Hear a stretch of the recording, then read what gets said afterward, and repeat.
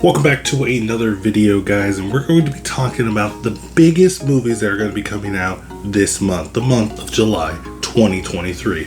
So let's get started. Coming in at number 10 is Joyride. Now, this is a raunchy comedy. I feel like we've been getting kind of a resurgence, if you will. I mean, there's only been one other film, that is the Jennifer Lawrence film, No Hard Feelings. Haven't seen that one yet. I want to watch that one because I'm a big J-Law fan, and I think I'm the only one because apparently she's hated.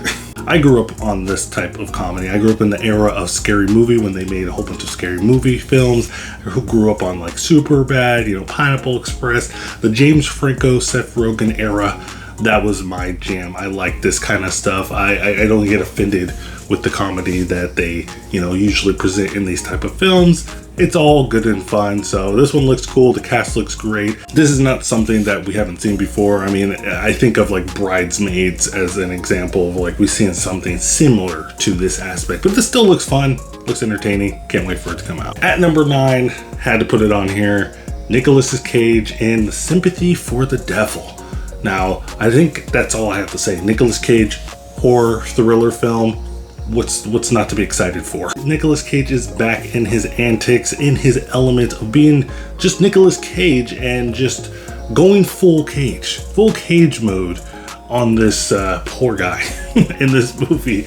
And it looks fun. It looks like it's going to be a wacky ride. I don't particularly think it's going to be a great film, but it's Nicolas Cage, and I think it's going to be big for that aspect because a lot of people are just going to gravitate it just for the Cage factor. The movie that I never thought was going to be even made ever, The Beanie Bubble. This is the movie based off of the craze that was in the 90s of the Beanie Babies, and yes, I lived through those times and it was crazy. I remember going to the McDonald's like every week, almost every day, and my mom buying a whole bunch of Beanie Babies and people buying Beanie Babies. It was going out of stock, going out of style. I had some of the original ones. My favorite one was the platypus. But it's kind of funny that we're getting like a whole bunch of these like comedy takes on this biopics. I mean, we have the GameStop movie with the GameStop stocks, and then you have Tetris, and now this one, Beanie Baby.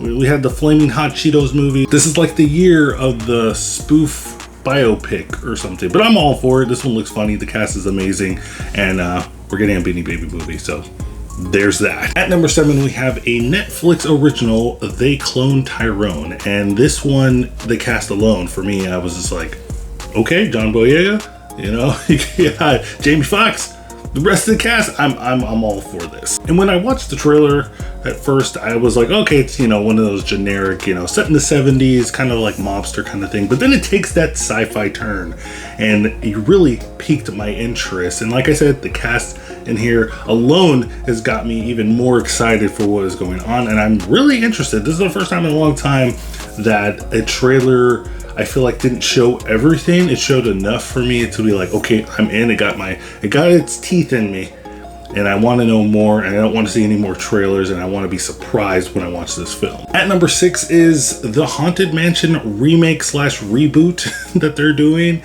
And I never thought I would see the day where they're going to do another Haunted Mansion film, but I shouldn't be surprised because it's Disney and they just want to crank out the films and crank out the money makers. But when we first saw this film, the stills and the cast that they were announcing, I was like, okay, I want to see a trailer. And then the trailer did come out, and I was kind of like, I mean, it doesn't look as bad as I thought it was. And I'm like kind of a fan of the Eddie Murphy Haunted Mansion. I don't think it's that bad. It's not that good, but it's not that bad either. I kind of enjoy watching it during the Halloween times. But when they released that second trailer, that latest trailer that they released for this film, I am totally in. I'm 100% on this film. This one looks fun. It looks kind of scary. I can totally see this one being in the rotation for like a Gen Z, a young Gen Z or a Gen A kid, and they're like, this is my movie I watched during Halloween time, and I can totally see that. It looks cool.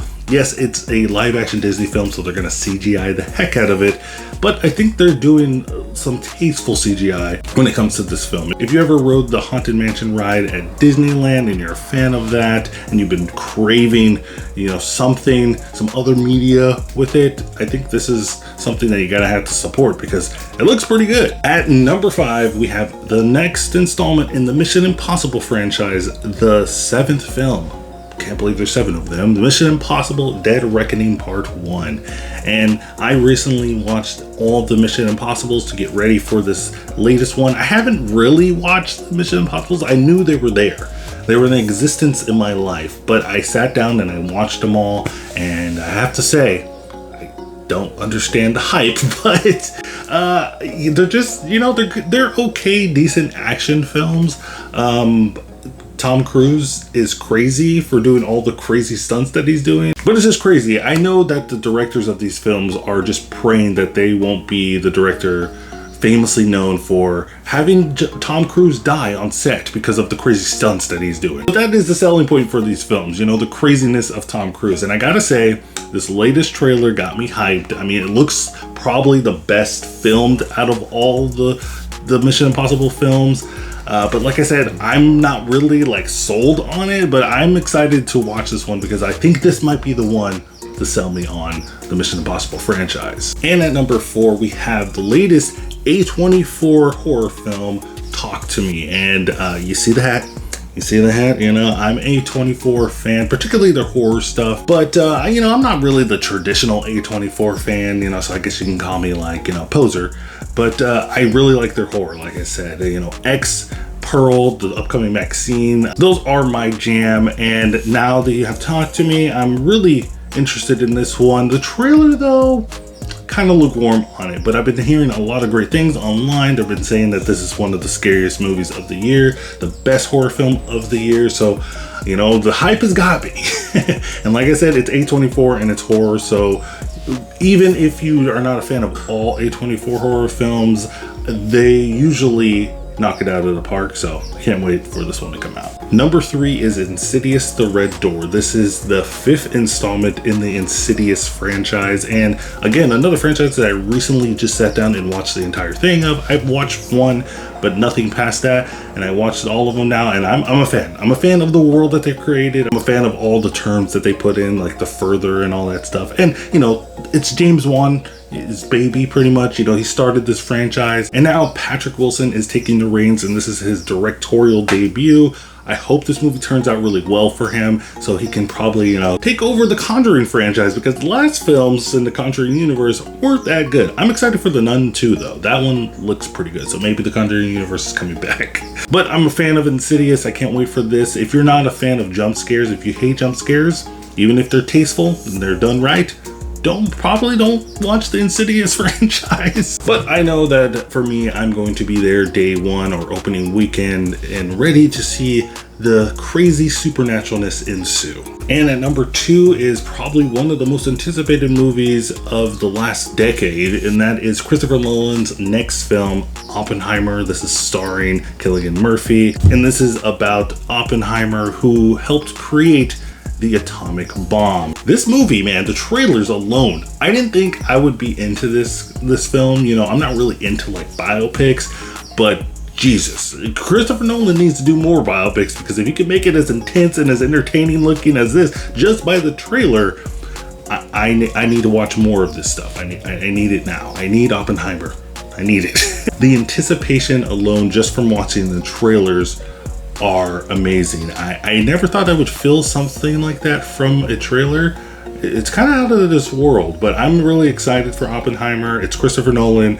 I know a lot of people put him as their favorite director of all time, and I can't really blame them, because even though I haven't personally watched all of his filmography, the films that I look down them, I'm like, those look pretty good. I've heard a lot of good things about them, and maybe, who knows, maybe after Oppenheimer, I'm going to sit down and watch all of Christopher Nolan's films and be like, he's a great director. And at number 1, the biggest film that is going to come out this month is Barbie. Barbie, everybody knows, it's going to be crazy. It's going to be for everybody. Everybody's going to love Barbie. I don't care who you are. If you're a jock, if you're a valley girl, if you're just a random person walking on the street, you're gonna love Barbie. It's universally gonna be loved. But the fact that Barbie and Oppenheimer are coming out at the same time, the same day, is hilarious. The memes that have come out of this are fantastic. I'm gonna be there. I'm debating whether or not I'm going to see a pre-screening of it. I got invited to go see it, but a whole bunch of my friends and my family want to go watch it together, so I don't know. I don't know if I'm going to ditch my family and watch it early because I can't wait, or if I'm going to just wait and watch it with them, or do both. So I don't know. But what's not to say and what's not to be hyped for Barbie? The cast is crazy. The director, she doesn't do a lot of movies, but when she does do movies, people listen, people pay attention. You got Margot Robbie as the lead.